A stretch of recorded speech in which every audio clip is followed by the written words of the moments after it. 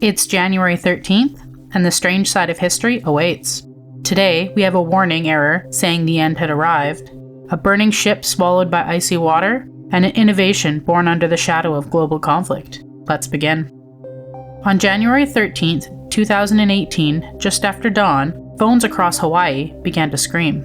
A stark message filled every screen. Ballistic missile threat inbound to Hawaii. Seek immediate shelter. This is not a drill. For the next 38 minutes, an entire state believed the end had arrived.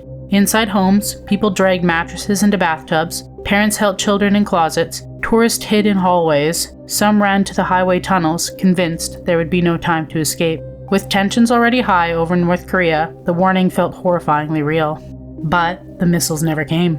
Inside the Hawaii Emergency Management Agency, a single click during a routine change had triggered the alert. A confused employee had selected the wrong option from the menu, and there was no quick way of undoing it. Emergency lines collapsed under the panic, and for nearly 40 unbearable minutes, no one could say the words the people needed to hear.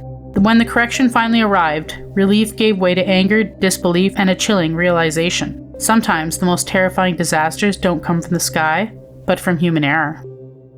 The Federal Communications Commission later called it a systematic failure. For those 38 minutes, Hawaii stared straight into the apocalypse that never existed and felt just as real.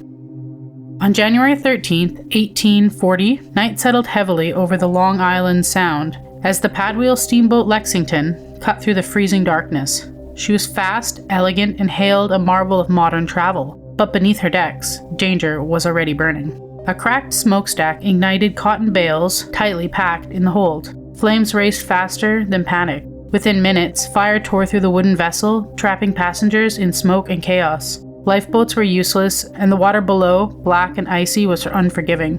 When the Lexington finally disappeared beneath the Sound, 140 people were dead. Only 4 survived. Among them was second mate David Crowley. Thrown into the freezing sea, he clung to a single bale of cotton, burned, soaked, and barely afloat, and drifted for 48 endless hours, surrounded by wreckage and silence, unsure if rescue or death would come first.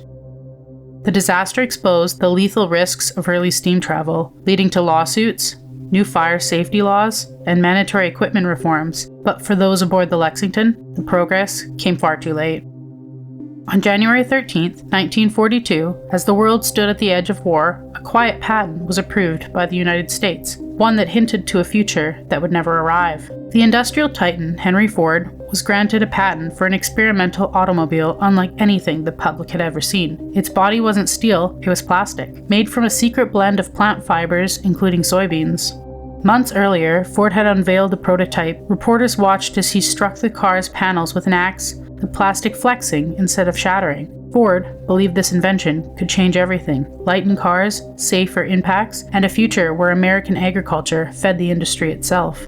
But history had other plans. With World War II raging, steel was rationed and factories were seized for wartime production. Civilian automobiles vanished from the assembly lines, and the soybean car was quietly shelved. After the war, the lone prototype was destroyed. No surviving models, no preserved formula. Only the patent survived, and the unsettling question of what the world may have looked like if this lost invention had made it to mass production. Another day, another strange bite from history. Like, comment, and subscribe. Your next Eerie dose is just a day away.